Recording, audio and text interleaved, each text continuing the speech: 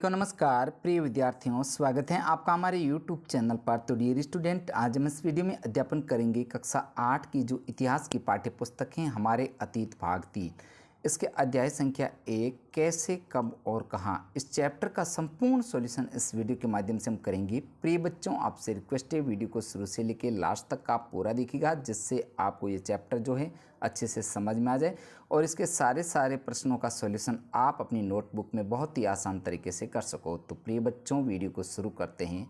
देखते हैं सबसे पहले पाठ्य पुस्तकों के जो प्रश्न हैं, इसमें सबसे पहले देखते हैं, फिर से याद करें। इसके 1 नंबर प्रश्न को देख लेते हैं। अब सही और गलत को आपको जो बताना है, तो यहाँ पर सबसे पहले देखते हैं क। जेम्स मिल ने भारतीय इतिहास को हिंदू, मुस्लिम, ईसाई 3 कालखंडों में बांट दिया था। तो साथियों, यह कथन आपके जो है गलत है। इसका स्पष्टीकरण भी दिया गया। जेम्स मिल ने भारतीय इतिहास को हिंदू, मुस्लिम तथा ब्रिटिश इन 3 कालखंडों में बांटा था, जबकि यहाँ पर लिखा हुआ है ईसाई। तो यह कथन जो है क गलत है, आपको गलत लिखना है। नेक्स्ट आगे ख। सरकारी दस्तावेजों ने हमें यह समझने में मदद मिली कि आम लोग क्या सोचते हैं। तो प्रिय विद्यार्थियों, यह कथन भी आपको गलत है, यहाँ पर लिखना है आपको गलत। नेक्स्ट है, आगे देखते हैं ग।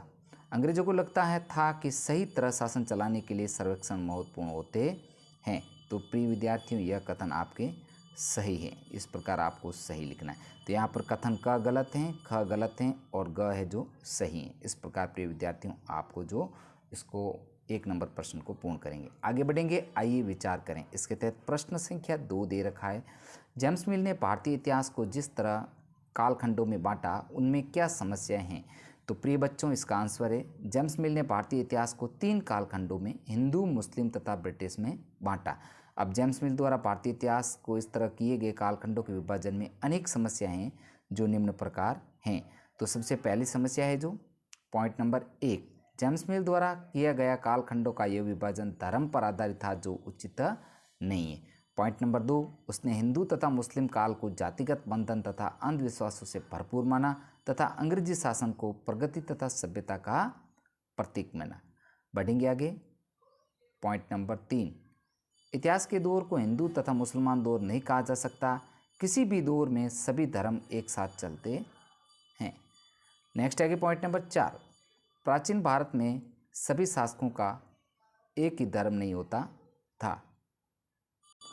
आगे है प्रिय विद्यार्थियों पॉइंट नंबर 5, विभाजन का यह आधार सच्चाई से बहुत दूर था। इसका उद्देश्य लोगों को विभाजित कर उसमें फूट डालना था। नेक्स्ट आगे बढ़ते हैं प्रिय बच्चों, प्रश्न संख्या 3 को देखते हैं। अंग्रेजों ने सरकारी दस्तावेजों को किस तरह सुरक्षित रखा। तो प्रिय बच्चों, इस प्रश्न का आंसर है अंग्रेजों ने सरकारी दस्तावेजों को सुरक्षित रखने के लिए सभी शासकीय संस्थानों में अभिलेख कक्ष बनवाए। उन्होंने तहसील के दफ्तरों, कलेक्ट्रेट, कमिश्नर के दफ्तर, प्रांतीय सचिवालय, कचहरी आदि सभी के लिए उनके पृथक पृथक रिकॉर्ड रूम बनवाए, जिनमें सरकारी दस्तावेजों को सुरक्षित रखा जाता था। महत्वपूर्ण दस्तावेजों को बचाकर रखने के लिए अभिलेखागार, जिसे आर्काइव तथा संग्रहालय जैसे संस्थान भी बनाए। 19वीं सदी के शुरुआती वर्षों में सुलेखन विषयों द्वारा दस्तावेजों की नकल बनवाई जाती थी। बाद में छपाई तकनीक द्वारा सरकारी दस्तावेजों की अनेक प्रतियां बनाई जाने लगी। नेक्स्ट आगे प्रिय बच्चों, प्रश्न संख्या 4,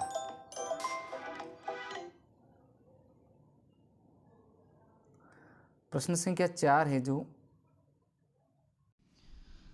तो प्रिय बच्चों प्रश्न संख्या 4 है, इतिहासकार पुराने अखबारों से जो जानकारी जुटाते हैं वह पुलिस की रिपोर्टों में उपलब्ध जानकारी से किस तरह अलग होती। तो प्यारे बच्चों, इस प्रश्न का आंसर देख लेते हैं।